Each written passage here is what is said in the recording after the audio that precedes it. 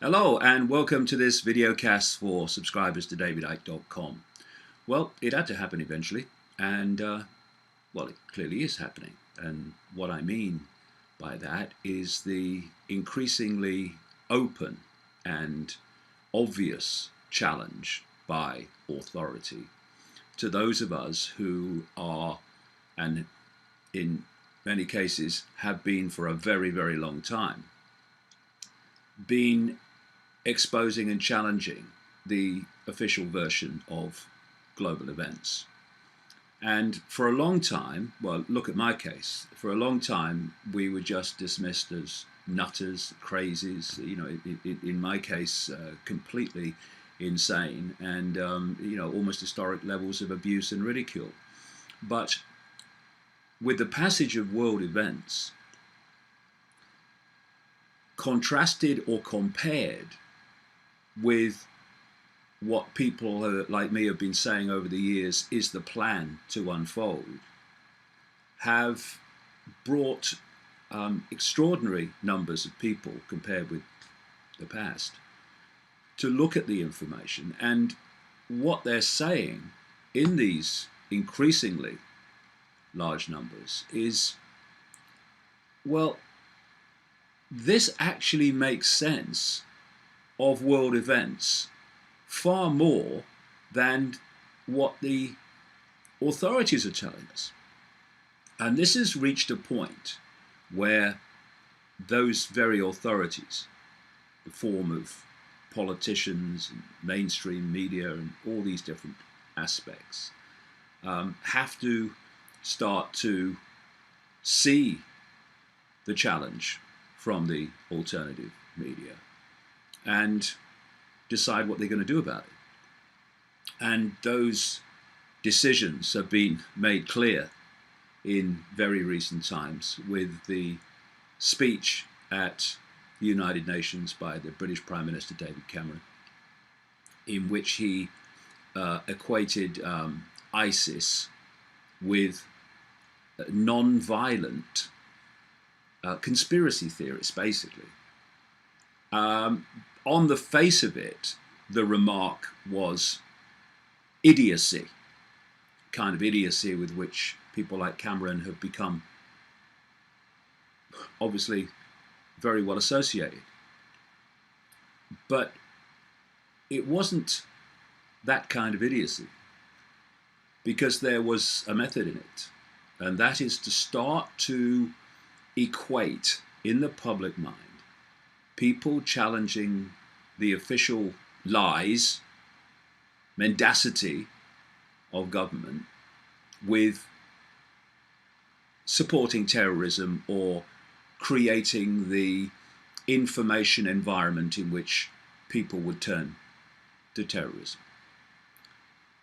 And you can expect a lot more of this.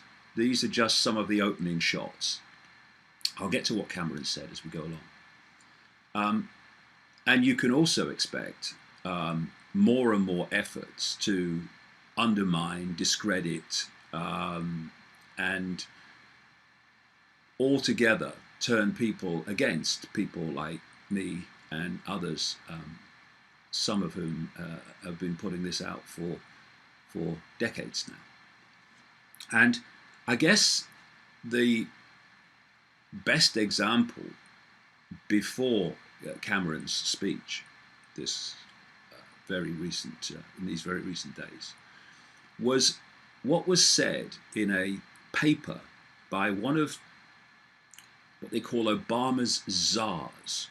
This was a bloke a few years ago now called Cass Sunstein, and here's a report of what he'd like to do in relation to the subject we're talking about. Headline: Top Obama czar infiltrate all conspiracy theorists. Presidential advisor wrote about crackdown on expressing opinions. And it was what's described here as a lengthy academic paper. And Sunstein, the regulatory czar, does that mean he's regular? I don't know, maybe. And he argued that the US government should ban conspiracy theorizing. So you you are deeply in to the world of 1984 and the whole Orwellian state of speech crime and thought crime. So he argued, and this is what this whole Cameron speech is about, and also the measures announced by the Home Secretary Theresa May at the Tory Party conference this week. This is what they are leading to and seeking to introduce. So let's just go through a few of these things.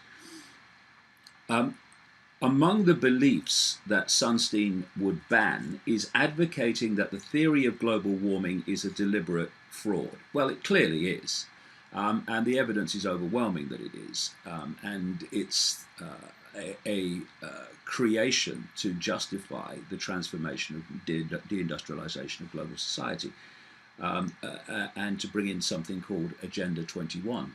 Google that if you're not aware of it. It'll blow your mind.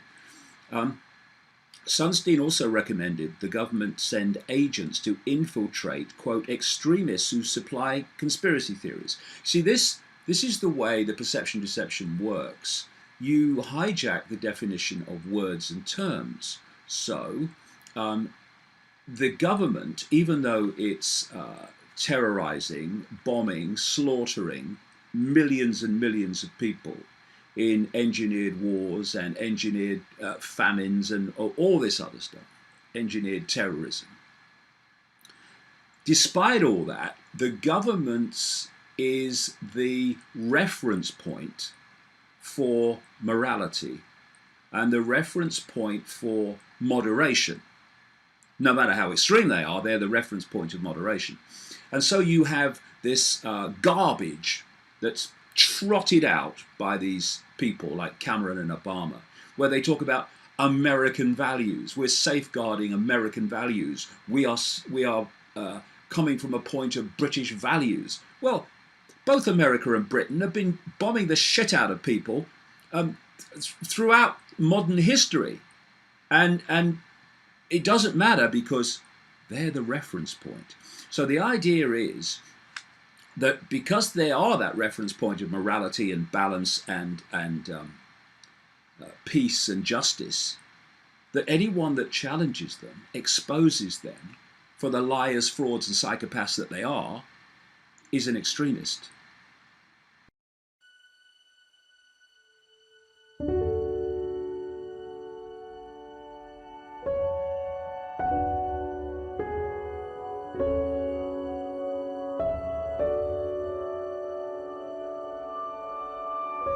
It's all an illusion. And it's an illusion that we can enjoy, or it's an illusion that can control us. But what has happened is that we have forgotten that we are the dream and the dreamer.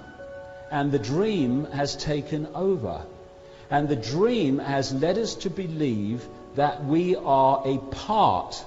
We think in terms of parts, not whole. We think in terms of David Icke, not infinite consciousness. And therefore, we've got caught in an illusory trap of division. Think of an eddy or whirlpool in a river. It's part of the river, but it's in a different state of reality. It's not flowing with the river, it's in its own little world. And as it said, as long as the circumstances remain the same, that eddy will just keep going round and round and round and round. Only when the circumstances change, the flow changes, will it become flowing back into the river again and become the oneness.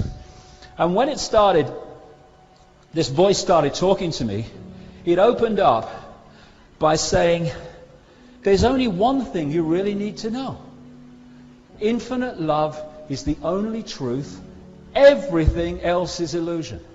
And in my mind, I went to say everything, and I got halfway through it said, everything else is illusion.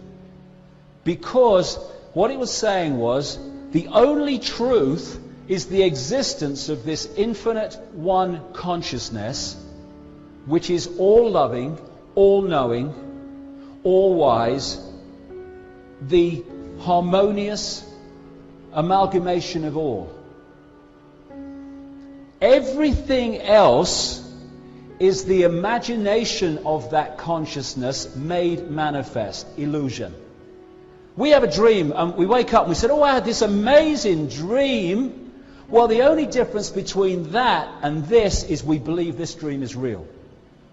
And of course, in the dreams, when we fall off the edge of cliffs, we just wake up, we're all right. We don't get splattered on the rocks because it's just a dream. But we do here because we believe in the limitations of this dream, and therefore we experience the limitations of this dream.